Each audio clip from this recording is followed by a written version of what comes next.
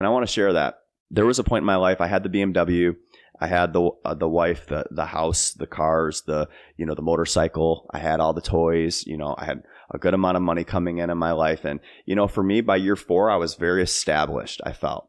And I was depressed. In fact, I was more depressed at that moment in my life than when I was in my apartment with $50 to my name, the power off, and an eviction notice on my door.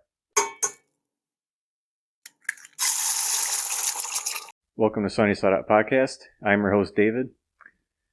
How's it going, Ross? Man, it's going great. Thanks for having me on the show. I'm excited. So what do you do and when did you start doing it?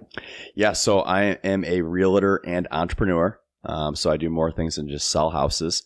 But I got into real estate in 2017. Yeah. Okay. So August of 2017. Yeah. Is that when you officially opened your business, or is that when you just started in the process of doing it? Yeah. So, I definitely, that's a good question. Actively selling houses, definitely, because you need your license for that. So I got licensed in 2017, started with a real estate team, and started learning the trade really from there. But prior to that, before I got into real estate, I was a photographer. I did everything from helping guys with graphic design and websites and stuff. I did wedding photography. Actually, really cool. My business partner at that time, we actually still work together now. So, he helps me with some of my videos still to this day. So some of those relationships really manifested into where they are today. But yeah, 2017 is when I got into real estate, and it's been awesome ever since, man. It's been life-changing. Yeah. Okay. I like that. Yeah. So where did you learn how to do real estate? Did you have a mentor? Great question. Yeah. So if I were an agent listening to this, or somebody that wants to get into real estate, right? The first thing that I would look at is I would either find somebody that has what I want. Who's got my money?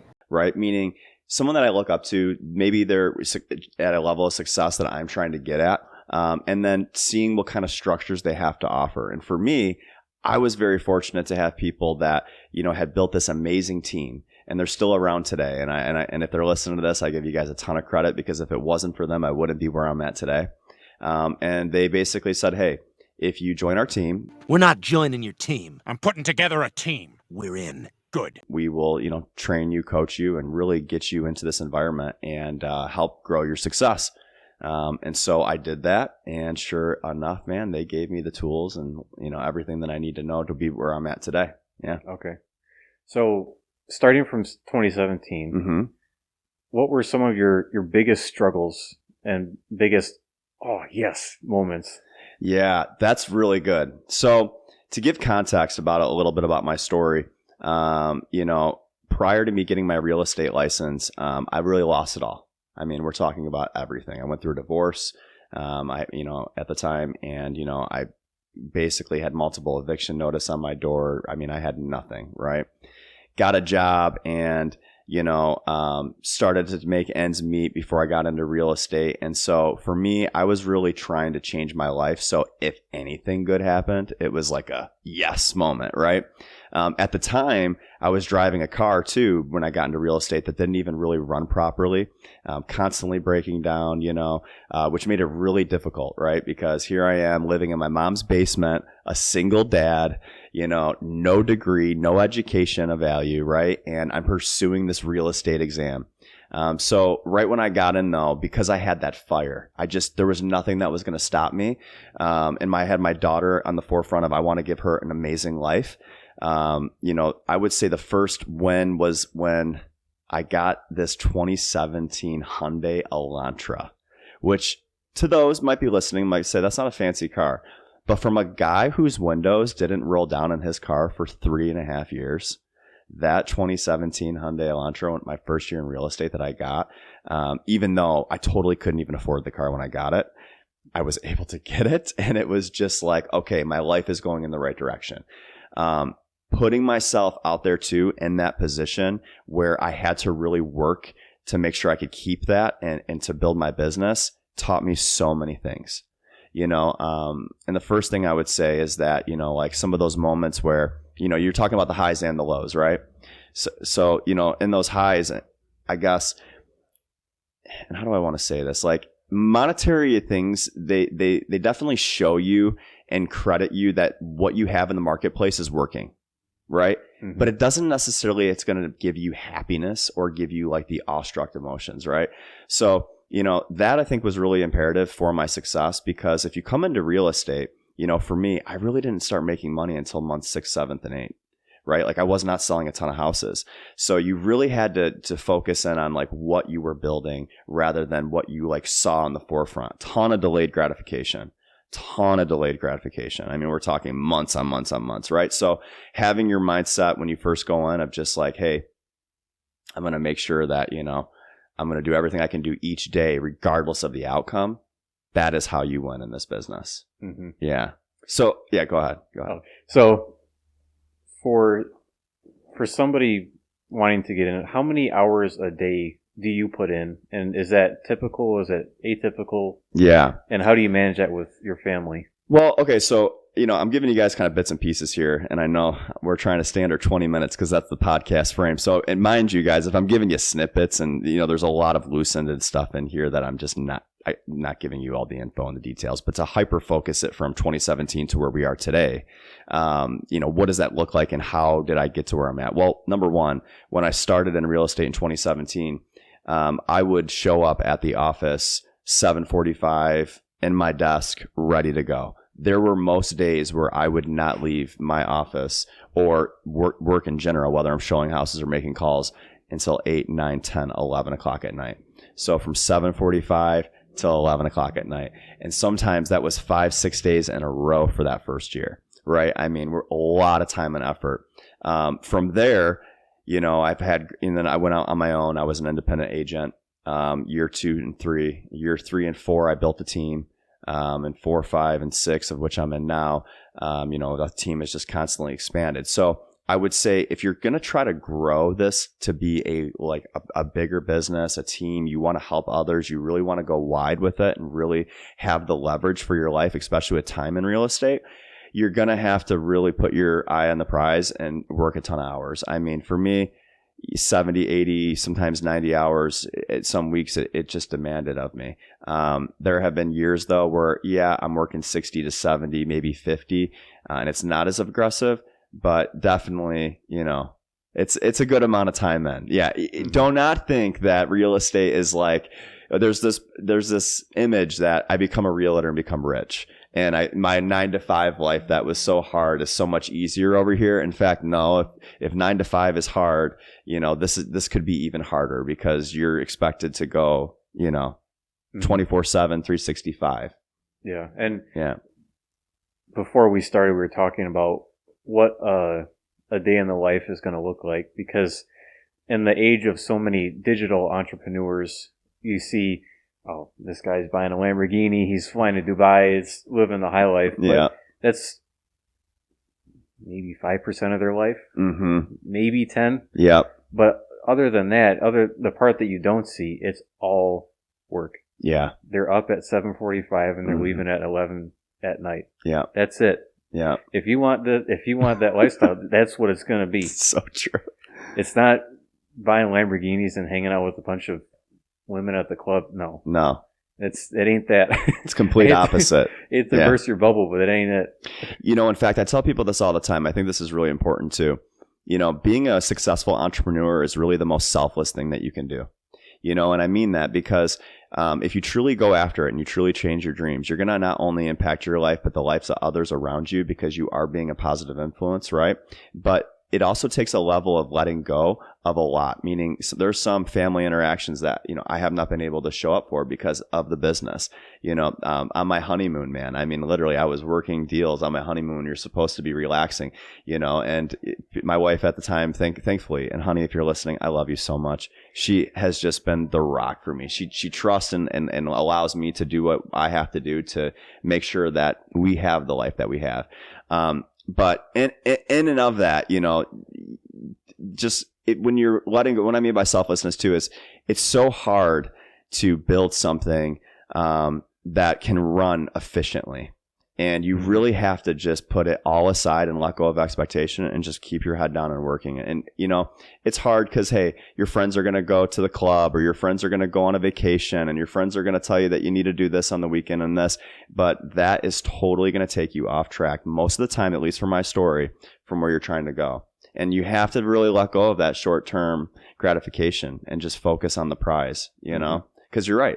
It's not all, you know, partying, Lamborghinis, it's so backwards. No. And when I think when a novice would see that, they would think, oh, that Lamborghini, that's living the life. But more of the philosopher side of me, I would think that pursuing that goal where you are rewarded in that sense of providing a good life, that's what you're working for. You're not working a car.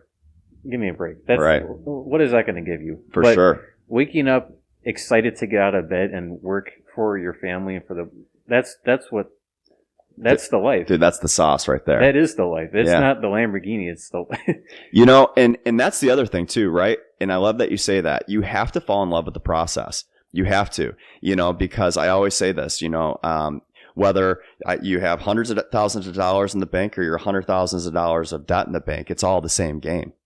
You're still waking up. Mm-hmm. You're still applying yourself. You're still doing the work. You're still around your family. You're still all those things, right? Now, granted, having more money and not having money makes life a little easier, but it's still all the same repetition, you know? And I think we get that really twisted sometimes. Like there's this illusion that we have that, well, once I get to X, I'll be happy.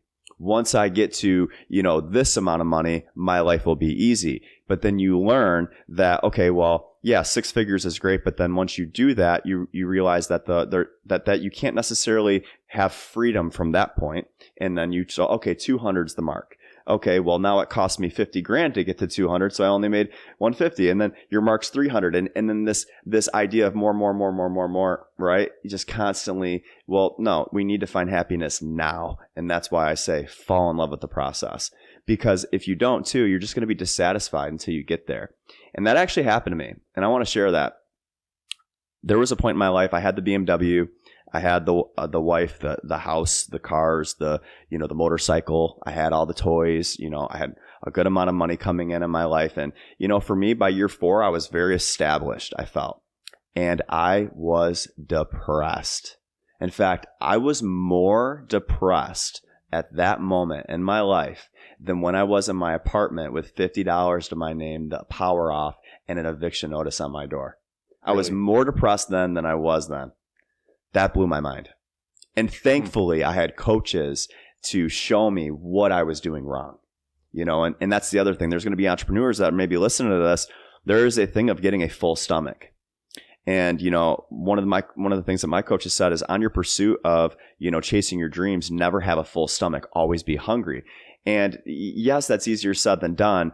But ultimately, if you allow yourself to become complacent and go, okay, I got everything, what happens is remember, you told yourself, once I have the car, the house, the wife, the kids, the things, I will be happy.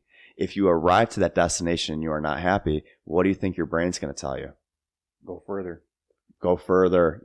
Oh yeah, you're not enough. You're not this. Mm-hmm. You're not that. All these things, man. And it's not the truth. It's not the truth. In fact, you're incredible because you made it there. Mm-hmm.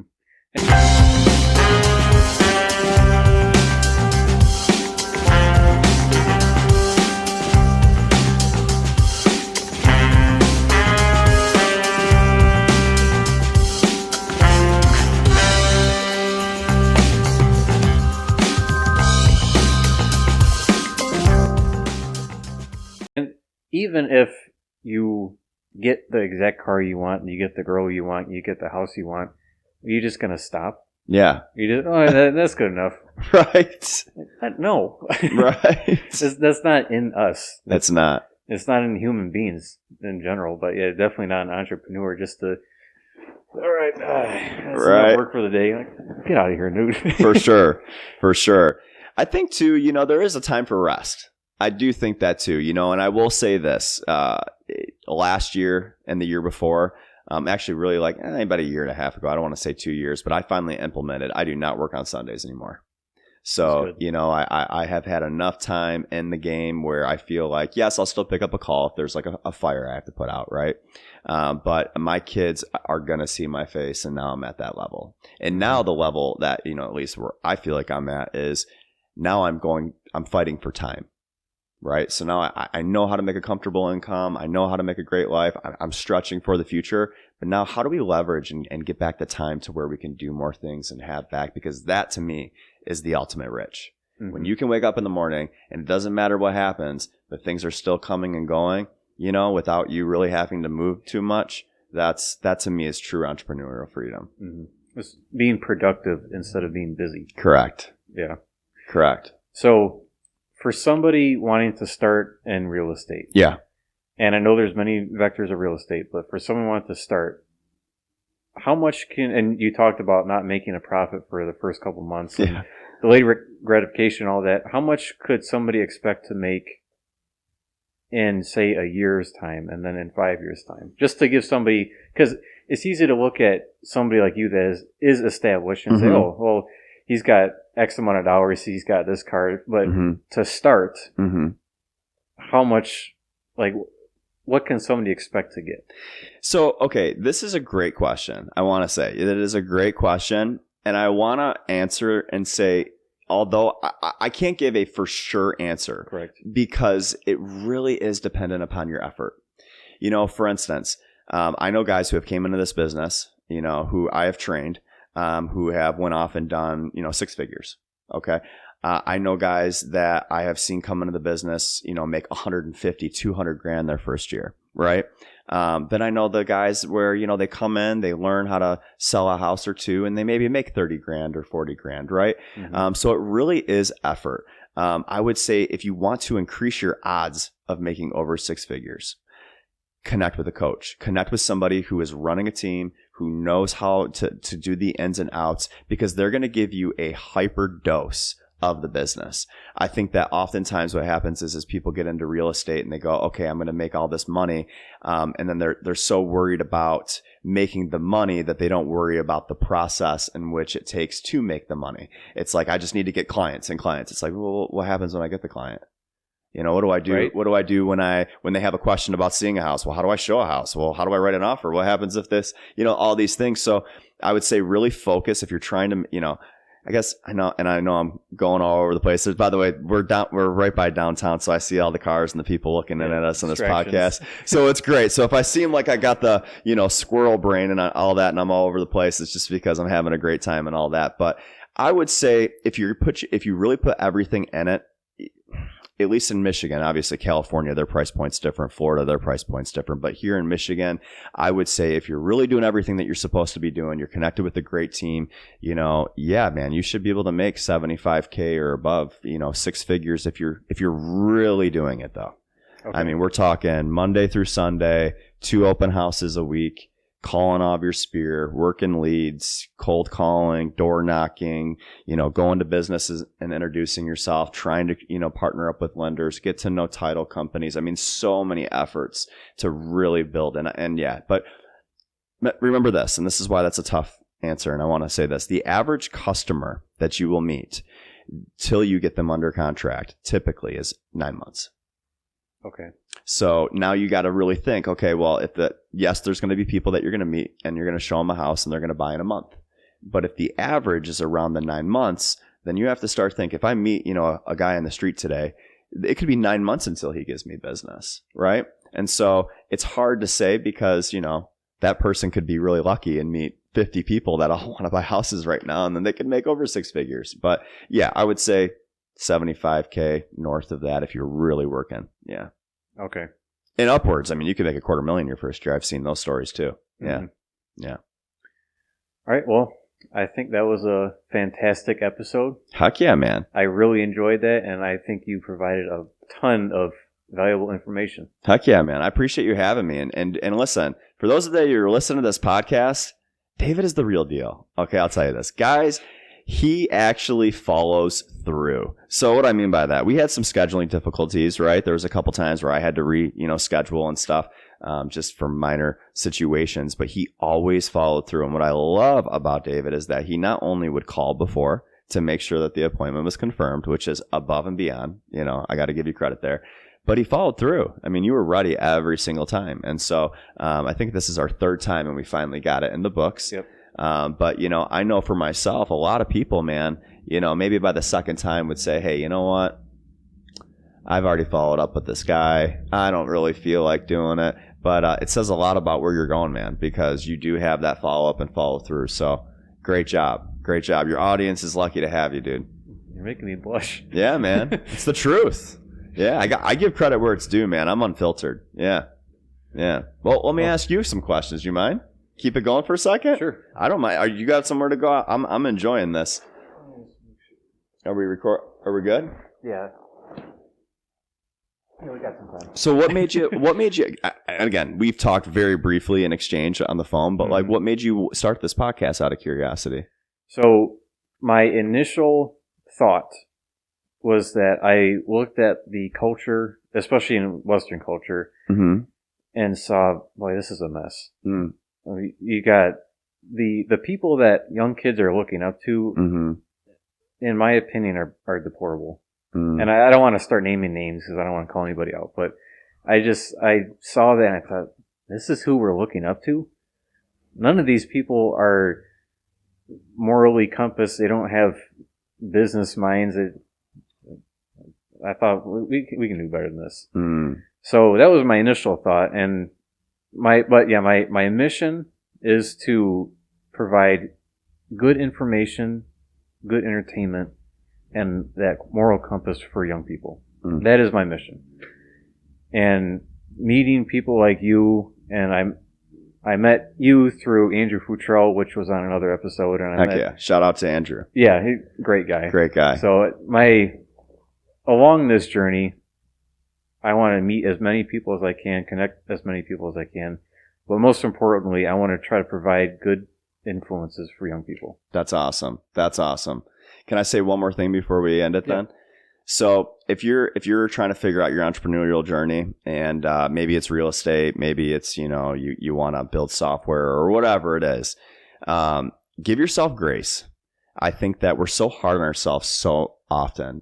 And, you know, it's so important to love yourself through the process and celebrate yourself, even when you make a failure of a situation, even if you make a mistake, even if you don't think that you're doing what you should be doing, because one thing that I've learned is that instantly you can change, you know? And so sometimes when we're going in a direction where we're like, man, I'm not making any headway, man, I feel like I don't know where I'm going. I don't know what I'm supposed to be. Why is all this happening? It doesn't make any sense. You can just say, cut it out. I'm fine. I'm great. No, it's okay. I'm learning. And if I make a mistake, it's all right. And if I try in this, you know, occupation and it fails, it's okay. Because the number one thing, and I tell myself this all the time, when I get to my deathbed, I want to look back on my life and say, I did not allow fear to direct my decision making. That I truly said, you know what, no. I went after my dreams and that all those boxes are checked. And sometimes we think so much of like, well, what are people going to think of me if I fail and all this? And who cares, man? You know, and God's with you 100% of the time while you're going through it anyways. So if he loves you, what else matters? Yep. That's how I live it, man. One quote I want to close my thoughts with was, I've heard this before, and if I get it wrong, sorry. It was, I'd rather live with the fear of regret. No, you're almost. I know this one. Yeah. Keep going. Crap. I should have looked this up before I said it. It's okay. This is perfect though. This is honest. Fear of regret over fear of not trying. Yes. Or something like that. Something like that. Yeah. I think you get the gist. I get the gist. Like I'd rather go through life saying, you know what, I tried, didn't work out, or I tried and it worked, than saying, boy, I wish I would have. Yeah. What if? Yeah. What if I did that? Or what if yeah, that's the worst. Because I don't want to be taking my last breath and saying, boy, I wish I'd done more with my life. Yeah. Yeah. Same, man. Same. Yeah. Awesome. But yeah, thank you for coming on, and thank you for squeezing me in your busy schedule. Oh, dude, stop it, man. Thank you for your persistence. Yeah, you're persistent, man. I'm a pest. You're great. No, you're a great leader. That's a great leadership quality, man. Yeah. Thank you. Heck yeah, man. Well, all right. Put it there. Until next time. All right. We'll see you guys.